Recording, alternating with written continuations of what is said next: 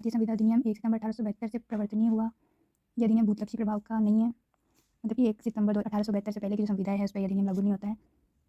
इसकी उद्देशिका ये संविदा संबंधित कतिपय भागों को परिभाषित करता है। कतिपय भागों मतलब कि ये पूरा पूर्ण नहीं है अपने आप में, इसके अलावा भी और अधिनियम भारत में प्रवर्तित है, जैसे कि विनिमय साध्य विधेयक अधिनियम, बीमा अधिनियम, साझेदारी अधिनियम, माल विक्रय अधिनियम, संपत्ति अंतरण करने के लिए टीपी एक्ट है। तो ये बाकी के एक्ट के साथ में काम करता है, ये पूरा होल नहीं है।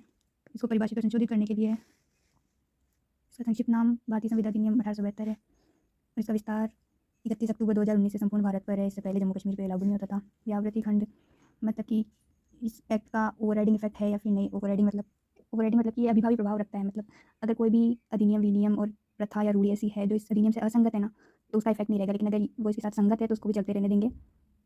किसी अधिनियम या प्रथा या रूढ़ी का कोई ऐसा उपबंध है जो संविदा अधिनियम से असंगत है, मतलब कि जैसे आपकी कोई प्रथा है जो किसी इलीगल कॉन्ट्रैक्ट को भी वैलिड मानती है, तो वो वैलिड नहीं होगा इंडियन कॉन्ट्रैक्ट एक्ट आने के बाद से। इसीलिए इसको ऐसे कहेंगे कि अधिभावी प्रभाव रखता है बाकी के अधिनियम प्रथाओं पर, लेकिन अगर वो प्रथाएं संगत है इस अधिनियम से तो उसकी वो प्रथाएं और वो अधिनियम भी चलता रहेगा।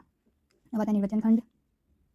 निर्वचन खंड से पहले ये बात बता दूं क्योंकि कोई ये ना व्यक्तिलक्षी अधिकारों से संबंधित है। व्यक्तिलक्षी अधिकार मतलब कि जो कि दो पर्सन एक दूसरे के बीच क्रिएट करते हैं कॉन्ट्रैक्ट, उसी राइट को एनफोर्स कर सकता है। जैसे कि फंडामेंटल राइट जो होते हैं वो हमको लोकलक्षी अधिकार मिलता है, मतलब कि वो हम पूरे विश्व में किसी कोई भी अगर अपने फंडामेंटल राइट्स को हिंडर करेगा तो अपन कोर्ट जा सकते हैं। लेकिन कॉन्ट्रैक्ट एक्ट ऐसा होता है जो दो पार्टीज के बीच क्रिएट होता है, दूसरे पक्षकार के विरुद्ध ही हम इसको प्रवर्तित करा सकते हैं। तो संविदा अधिनियम व्यक्तिलक्षी अधिकार है। चलते हैं निर्वचन खंड की ओर। 2A क्या कहता है? प्रस्तावना की डेफिनेशन दे रहा है जब एक व्यक्ति अपनी किसी बात को करने या किसी बात को ना करने की अपनी कोई इच्छा दूसरे व्यक्ति को संज्ञापित मतलब कि कम्युनिकेट करता है, मतलब बताता है कि और वो उससे चाहता है कि वो उस कार्य को करने या उसको कार्य को ना करने के लिए अपनी अनुमति दे दे, तो वो कहेंगे कि हम उस व्यक्ति ने प्रस्तावना की है। 2B है, अब जो जिससे व्यक्ति से प्रस्तावना की गई है अगर वो अपनी अनुमति दे देता है तो हम कहते हैं कि उसने उस प्रस्तावना को प्रतिग्रहित कर दिया है। एक्सेप्टेंस की डेफिनेशन है प्रतिग्रहित कर दिया, मतलब कि प्रस्तावना प्रतिग्रहित हो गई, और जब वो प्रतिग्रहित हो जाती है तो वचन बन जाता है। प्रस्तावना प्लस प्रतिग्रहण वचन बन जाता है। अब 2C डिफाइन करता है वचनदाता कौन होगा, वचनग्रहीता कौन होगा। वचनदाता वो होता है जो प्रस्तावना करता है, वो वचनदाता कहलाता है, और जब प्रस्तावना जिससे की गई है उसको प्रतिग्रहित कर लेता है ना, तो वो वचनग्रहीता कहलाता है। जब तक वो वचन को प्रतिग्रहित नहीं एक्सेप्ट नहीं कर रहा है तब तक वो वचनग्रहीता नहीं कहलाएगा। अब अगली डेफिनेशन प्रतिफल की है। अब इसके लिए मान लो एक एग्जांपल ले लो। वचनदाता वचन दे रहा है कि मैं आपको एक पेंटिंग बेचूंगा। वचनग्रहीता उसके लिए क्या करेगा कि वो प्रतिफल हो, तो वचनदाता की वांछा पर वचनग्रहीता या तो वचनग्रहीता कुछ कर सकता है या तो कोई अन्य व्यक्ति, मतलब कि प्रतिफल कोई और भी दे सकता है। वचनग्रहीता द्वारा देना जरूरी नहीं है, यहाँ से क्लियर होता है। तो प्रतिफल वचनदाता की वांछा पर होना चाहिए, मतलब कि पेंटिंग मैं आपको बेच दूंगी लेकिन उसका जो प्रतिफल मुझे चाहिए वही आप दोगे ना मुझे, इसीलिए यहाँ लिखा वचनदाता की वांछा पर। वचनग्रहीता या कोई और भी आपको, मतलब कि मेरी पेंटिंग के बदले या तो मैं वचनग्रहीता से प्रतिफल लूंगी या कोई और भी मेरे को अगर पैसे दे दे तो मेरे को एतराज छोड़ना होगा, इसलिए प्रतिफल वचनग्रहीता या कोई और व्यक्ति भी दे सकता है। और प्रतिफल पास्ट प्रेजेंट फ्यूचर कैसा भी हो सकता है, मतलब कि कर चुका है, मतलब कि हो सकता है कि मैंने आपको पैसे पहले ही दे दिए हो और फिर मैं आपको पेंटिंग बना के दूँ तो वो प्रतिफल है मेरे लिए, तो वो पास्ट प्रतिफल हो गया, मतलब कि भूत में अगर मैंने कोई प्रतिफल दे दिया है या कर रहा है, मतलब कि अब मैं करूँगी, मतलब कि जब मैंने कॉन्ट्रैक्ट किया तब मैं आपको कंसिडरेशन दे दूँ, मतलब कि पेंटिंग के पैसे अब दे दूँ, या तो भविष्य में करने के लिए मैं आपको कह दूँ जैसे कि पेंटिंग जब बन जाएगी उसके बाद मैं आपको प्रतिफल दे दूँ, मतलब कि प्रतिफल कभी भी दिया जा सकता है, भूत में और या वर्तमान में या भविष्य में देने का कैसा भी हो सकता है। तब ऐसा कार्य या प्रवृत्ति जरूरी नहीं कि वो मनी में, कंसिडरेशन कोई कार्य या कोई काम नहीं करने का भी हो सकता है। जैसे कि मैं अगर पेंटिंग बना रही हूँ और मुझे कुछ काम चाहिए कि मैं आपको पेंटिंग बना के दे दूँगी, अगर आप प्रवृत्त रहने का एक एग्जांपल हो सकता है। जैसे कि मैं आपको कहूँ कि मैं अगर आपको एक पेंटिंग बना के दे दूँगी, आपके पास एक राइट है मेरे घर के पेड़ से फ्रूट्स कलेक्ट करने का, अगर आप वो फ्रूट्स कलेक्ट करना छोड़ दो तो मैं आपको पेंटिंग बना के दे दूँगी, तो ऐसा प्रवृत्त रहने का भी हो सकता है प्रतिफल। अब नेक्स्ट डेफिनेशन हर एक वचन और वचनों का हर एक संवर्ग। हर एक वचन भी करार होता है, जैसे कि मैंने पेंटिंग बनाने का आपको वचन दिया तो ये भी करार है, और वचनों का हर एक संवर्ग जो दूसरे के लिए प्रतिफल है, मतलब कि पेंटिंग मैं आपको दूंगी तो वो आपके लिए प्रतिफल है और आप मुझे पैसे दोगे तो वो मेरे लिए प्रतिफल है, तो ये वचनों का संवर्ग हो गया। और पेंटिंग देने का एक वचन है और एक पैसे देने का वचन है, दोनों वचनों का संवर्ग है और एक दूसरे के लिए दोनों प्रतिफल है, तो ये दोनों हर एक वचन और प्रतिफल मिलकर करार बन जाता है। करार और संविदा में अंतर होता है, ये ध्यान में रखना है। तो अभी सिर्फ करार बना है, वो वचन कैसे ये करार संविदा कैसे बनता है हम आगे देखेंगे। जो वचन एक दूसरे के लिए प्रतिफल होते हैं ना उसको व्यक्तिकारी वचन कहते हैं, मतलब कि जैसे पेंटिंग बनाने का वचन और पैसे देने का वचन एक दूसरे के लिए प्रतिफल है, तो इन दोनों को हम कहेंगे कि व्यक्तिकारी वचन है, मतलब कि आप मुझे पेंटिंग दोगे मैं आपको पैसे दूंगी, दोनों व्यक्तिकारी वचन हो गए क्योंकि एक दूसरे के लिए प्रतिफल है। अभी प्रतिफल का भाग भी हो सकता है, मतलब कि कुछ भी हो सकता है, जैसे कि मैं कार बेचने का कॉन्ट्रैक्ट करूँ, कार के बदले में आप मेरे को अपनी बाइक और कुछ धन देने का कॉन्ट्रैक्ट, मतलब कि वचन दो, तो दोनों वचन के एक दूसरे के लिए प्रतिफल है। बाइक मेरे कार बेचने के वचन का भाग है, उसके साथ एक भाग उसका धन भी है। अब कौन से करार संविदा बनते हैं और कौन से करार शून्य हो जाते हैं। जो करार को हम कोर्ट में जाकर परिवर्तन नहीं करा सकते हैं वो शून्य होते हैं, और जिसको परिवर्तन नहीं करा सकते हैं वो संविदा बन जाते हैं। कौन सा करार है जो शून्य करनी संविदा हो जाता है, मतलब कि जो करार एक पक्षकार के विकल्प पर तो परिवर्तनीय हो और अन्य पक्षकार के विकल्प पर नहीं तो वो शून्य करनी संविदा हो जाता है। जैसे कि मैंने फ्रॉड करके किसी से गाड़ी खरीदी, अब अगले बंदे को फ्रॉड का पता चल गया तो वो कोर्ट में जाके उस फ्रॉड के बेस पे उस कॉन्ट्रैक्ट को वॉइड भी डिक्लेयर करवा सकता है। उस पक्षकार के विकल्प पर तो संविदा शून्य भी हो सकती है और परिवर्तनीय भी हो सकती है, लेकिन मेरे विकल्प पर ऐसा कुछ नहीं है। मतलब कि एक ऐसा करार जो संविदा बन तो गया, लेकिन उसमें कुछ गड़बड़ थी जिसकी वजह से सामने वाला पक्षकार उसको शून्य भी घोषित करवा सकता है, जैसे कि अंडर इन्फ्लुएंस मिस रिप्रेजेंटेशन के बेस पे। इसीलिए वो करार जो है शून्य करनी है, संविदा बन गई। अब अगला है डेफिनेशन है, संविदा का प्रवर्तनीय नहीं रह जाने पर शून्य हो जाती है। कोई संविदा भी जो शून्य हो जाती है, मतलब करार तो शून्य हो सकता है, लेकिन कोई चीज़ संविदा बनने के बाद भी शून्य हो सकती है। तो वो शून्य कब होती है? जब वो कोर्ट विधिता प्रवर्तनीय नहीं रह जाती है, तब वो शून्य हो जाती है। इसका एग्जाम्पल है जैसे कि हमने कोई कॉन्ट्रैक्ट किया, जैसे कि किसी विदेशी व्यक्ति से कुछ आयात करने का मैंने कॉन्ट्रैक्ट किया। जब मैंने किया, जब तो हम दोनों ने पक्षकारों ने जब किया तब वो वैलिड ही था, लेकिन कुछ देर बाद उस विदेश से हमारी वॉर छिड़ गई। तो जब वॉर हो जाती है तो उस विदेश से किया गया कॉन्ट्रैक्ट वॉइड हो जाता है। तो मतलब क्या वो कॉन्ट्रैक्ट वॉइड हो गया, उस करार संविदा तो बना, लेकिन वो संविदा बनने के बाद कुछ ऐसी घटना घटी जिसकी वजह से अब शून्य हो गया है। मतलब अब जाके हम कोर्ट में उसको इन्फोर्स नहीं करवा सकते क्योंकि वॉर चल रही। अब आता है अध्याय 1। अभी तक तो इस धारा 1 और 2 प्रारंभिक में थी, अब अध्याय 1 आता है। अब धारा 3 बताती है कि कोई भी प्रस्तावना है या प्रस्तावना का प्रतिग्रहण है या प्रस्तावना प्रतिग्रहण को अगर हम रिवोक करना है, रिवोक मतलब कि कैंसिल करना है, तो हम उसको संसूचित कैसे करेंगे, सामने वाले को कम्युनिकेट कैसे करेंगे, सामने वाले के ज्ञान में कैसे आएगी। तो वो 2 तरीके से, या तो ऐसा करने वाले पक्षकार के कार्य या किसी लोभ से। कार्य लोभ से मतलब कि अपने किसी भी कंडक्ट से, जैसे कि सामने वाले को ज्ञान में आ जाए, मतलब कि किसी से बोल के, किसी से डाक भेज के, मैसेज के थ्रू, या किसी अपने कंडक्ट से, जैसे कि अपन ऑटो हाथ दे के रुकवाते हैं या अपन बस में चढ़ जाते हैं तो उससे पता चल जाता है कि हाँ अपने बीच में एक संविदा हो गई है, जिससे अपने आशय का सामने वाले को पता चल जाए, चाहे वो प्रस्तावना हो, चाहे अपना एक्सेप्टेंस हो या उसका रिवोकेशन हो। ऐसा कोई आशय अपना किसी भी कंडक्ट से सामने वाले को कम्युनिकेट कर सकते हैं। क्योंकि संविदा अधिनियम उसको संसूचित करने की कोई स्पेसिफिक विधि नहीं बताती है, अपने किसी भी कार्य किसी भी रूप से पता चल सकता है। तो इसके रिलेटेड एक केस भी है, लालमन शुक्ला वर्सेस फरीद दत्त। इसमें कहा था कि प्रस्तावना का संवहन अगले बंदे को होना चाहिए, किसी भी तरीके से। यहाँ पे कहा हुआ है कि अपने आशय का पता तो चलना चाहिए किसी को। अगर किसी अगले को प्रस्तावना का ज्ञान ही नहीं है तो उसकी स्वीकृति कैसे दे सकता है। इस केस में ऐसा होता कि गौरी दत्त एक नौकर था जो लालमन शुक्ला के नेफ्यू को ढूंढने के लिए गया हुआ था, और जब वो ढूंढने गया हुआ था तब लालमन शुक्ला ने एक प्रस्ताव रखा था जनरल पब्लिक को कि जो भी इसके भांजे को ढूंढ के लेके आएगा वो उसको इनाम देगा। लेकिन गौरी दत्त को इस प्रस्तावना का ज्ञान नहीं था, उसने ढूंढ के जाके दे दिया। उसके बाद उसको इस प्रस्ताव का ज्ञान हुआ, तो उसने जब वो इनाम की राशि मांगी तो कोर्ट ने ये हेल्प किया कि क्योंकि उसको प्रस्तावना का संवहन ही नहीं हुआ, तो उसको प्रस्ताव का ज्ञान ही नहीं था, तो फिर वो उसका स्वीकृति कैसे दे सकता है। मतलब उसको प्रस्तावना कम्युनिकेट ही नहीं, उसका संवहन उसको किसी भी तरीके से नहीं हुआ था। अब धारा 4 ये बताती है कि जो संसूचना हम देना चाह रहे हैं वो पूर्ण कब हो जाती है। तो प्रस्तावना की संसूचना तब पूर्ण हो जाती है जब जिसके सामने आपने प्रस्तावना की उसके ज्ञान में वो आ जाए। मतलब कि अगर आपने बोल के किया है तो उसको सुनाई दे दे, या अगर आपने लेटर के थ्रू किया है तो उसको लेटर मिल जाए। जब मिल जाएगा वो देख लेगा तब उसके ज्ञान में आ जाएगा, तब हम कहेंगे कि प्रस्तावना आपकी पूरी हो गई है। प्रतिग्रहण की जो संसूचना होती है ना वो अलग अलग टाइम पे कंप्लीट होती है। जैसे कि यहाँ डाक का एग्जाम्पल दिया हुआ है, जैसे अगर एक्सेप्टर है जो उसको प्रस्तावना मिली और उसने अपनी प्रतिग्रहण का लेटर लिख के उसको पोस्ट कर दिया, जैसे ही उसने पोस्ट में डाल दिया वैसे ही प्रस्तावक उस एक्सेप्टेंस से बाउंड हो जाएगा। और फिर जैसे ही वो डाक प्रस्तावक को मिल जाएगा ना, तो प्रतिग्रहीता उससे बाउंड हो जाएगा, क्योंकि वो एक्सेप्टेंस से मुकर नहीं सकता। अब रिवोकेशन की संसूचना की प्रतिसंग्रहण की संसूचना का कंप्लीट होती है। इसमें उल्टा सिस्टम चलता है ऊपर वाले से। जैसे कि प्रस्तावना को अगर मुझे रिवोक करना है, तो जैसे ही मैंने प्रस्तावना को रिवोक करने का लेटर डाल दिया, अब मैं उससे बन गया। मतलब अब मैं उस प्रस्तावना को वापस जीवित नहीं कर सकता हूँ। लेकिन प्रतिग्रहीता जब उस प्रस्तावना की रिवोकेशन से बाउंड तब होगा जब उसके ज्ञान में वो आ जाए।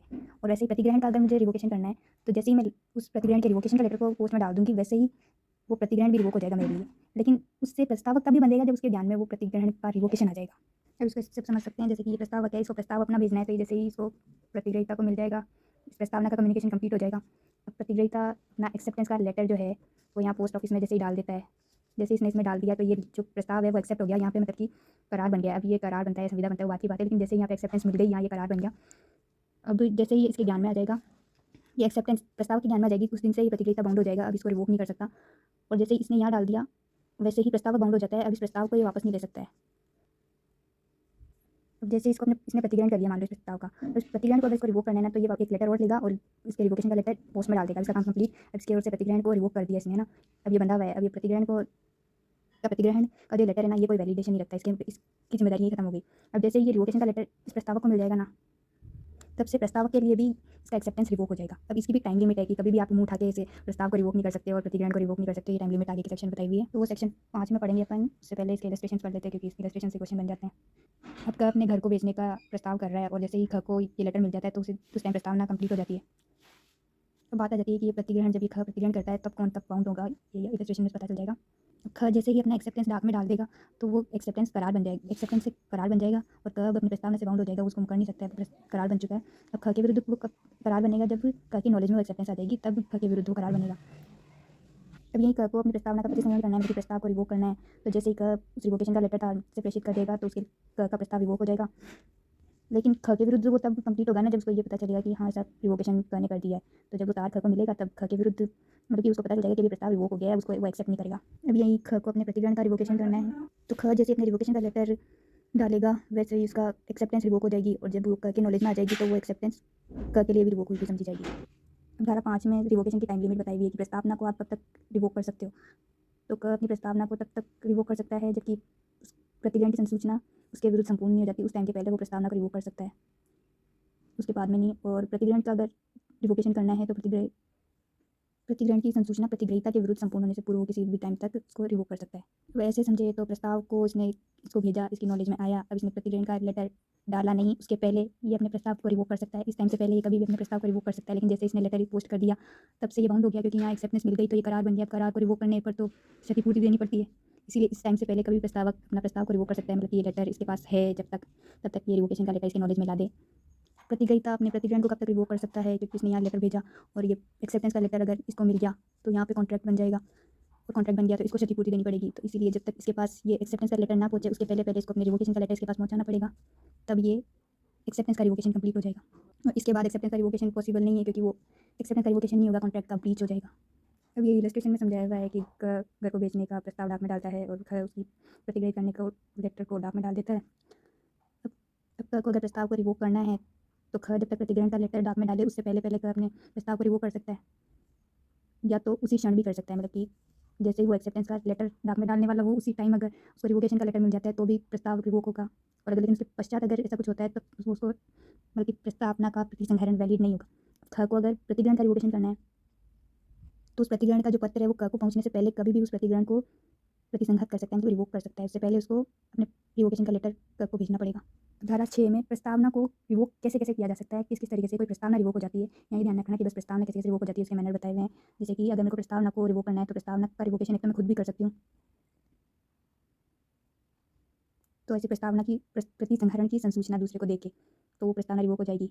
या तो दूसरा तरीका से सकता है कि कोई प्रस्तावना थी 10 दिन में उसको आपको एक्सेप्ट करना था, लेकिन आपने 10 दिन में उसको एक्सेप्ट नहीं किया तो प्रस्तावना रिवोक हो जाएगी। और यदि उसमें कोई समय निर्धारित ही नहीं है तो भी एक हद होती है किसी चीज़ की, समय बीत नहीं है तो भी युक्त समय के बीत जाने पर ऐसी प्रस्तावना रिवोक हो जाएगी।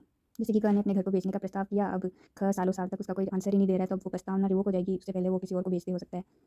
तो एक टाइम लिमिट तो होती है हर चीज़ की, अगर नहीं भी है तो भी युक्त समय में उस प्रस्तावना को प्रतिग्रहित कर लेना चाहिए। अब मान लो एक्सेप्टेंस के लिए कोई पूर्वभावी शर्त लगाई हुई है और वो पूरा नहीं कर रहा है, जैसे कि अगर ने प्रस्तावना में लिखा है कि आपको मेरा घर खरीदना है तो 1 लाख रुपए एडवांस मुझे दे देना, लेकिन अगर वो एडवांस दे ही नहीं रहा है, मतलब कि उसने एक्सेप्ट तो कर लिया लेकिन वो एडवांस में नहीं दे रहा है, तब तक वो एक्सेप्टेंस कंप्लीट ही नहीं होगी। तो पूर्वभावी शर्त जब तक पूरी नहीं हो जाती तब तक वो प्रतिग्रहण पूरा नहीं होगा और प्रस्ताव लैप्स हो जाएगा। तो मान लो प्रस्ताव करने के बाद प्रस्ताव की मृत्यु हो जाए या तो वो उन्मत्त हो जाए, पागल हो जाए, तो मतलब कि अगर उसकी मृत्यु या उन्मत्तता प्रतिग्रहण करने से पहले हो जाती है तब प्रस्ताव रिवोक हो जाएगा। लेकिन अगर उसकी मृत्यु या उन्मत्तता एक्सेप्टेंस करने के बाद होती है तो एक्सेप्टेंस करने तक तो प्रस्ताव अब भी करार बन चुका है, तो वो करार को फॉलो करना ही पड़ेगा, उसके लीगल आयर्स को कंप्लाई करना पड़ेगा संविदा से। तो मृत्यु हो गई वो अलग बात है, लेकिन अगर मान लो प्रतिग्रहीता को ऐसे मृत्यु या उन्मत्तता का ज्ञान ही नहीं है और उसने एक्सेप्ट कर लिया उस प्रस्ताव को, तो वो कॉन्ट्रैक्ट बन जाएगा, लेकिन उसको प्रूव करना पड़ेगा कि उसके ज्ञान में नहीं था ऐसा। तो मृत्यु या उन्मत्तता कोई बेस नहीं है, उसका ज्ञान होना चाहिए। ऐसे प्रतिग्रहण के पूर्व उसको ज्ञान अगर नहीं है मृत्यु और उन्मत्तता का तो वो एक्सेप्टेंस भी वैलिड हो जाता है। लेकिन अगर उस मृत्यु या उन्मत्तता का ज्ञान उसको है तो प्रस्ताव रिवोक हो जाता है, उसके बाद उसका एक्सेप्टेंस देने का कोई मतलब नहीं है। तो धारा 7 प्रतिग्रहण के बारे में, जैसे धारा 6 प्रस्तावना के बारे में थी, जैसे धारा 7 पूरा प्रतिग्रहण को डिवोटेड है। प्रतिग्रहण कैसा होना चाहिए, आत्यंतिक और अविशेषित होना चाहिए। आत्यंतिक मतलब कि जैसा कॉन्ट्रैक्ट उसने प्रस्ताव किया है उसको प्रस्ताव को एज इट इज उसे एक्सेप्ट करना चाहिए, उसमें कोई भी फेरफार अगर वो करता है तो वो प्रस्ताव नहीं हो जाता है, वो क्रॉस ऑफर कहलाता है, मतलब कि प्रति प्रस्ताव बन जाता है। इसीलिए प्रस्ताव जैसा है उसको आत्यंतिक रूप से स्वीकार करना है। अविशेषित होना चाहिए, उसमें अपनी कोई कंडीशन को नहीं, मतलब कि आधा प्रस्ताव में एक्सेप्ट करता हूँ, 1/4 एक्सेप्ट करता हूँ, ऐसा नहीं, जैसे कि पूरा और उसी कंडीशन पे और उसको पूरा एक्सेप्ट करना है। प्रस्ताव को तोड़ मरोड़ कुछ भी तोड़ मरोड़ के आप एक्सेप्ट नहीं कर सकते हो।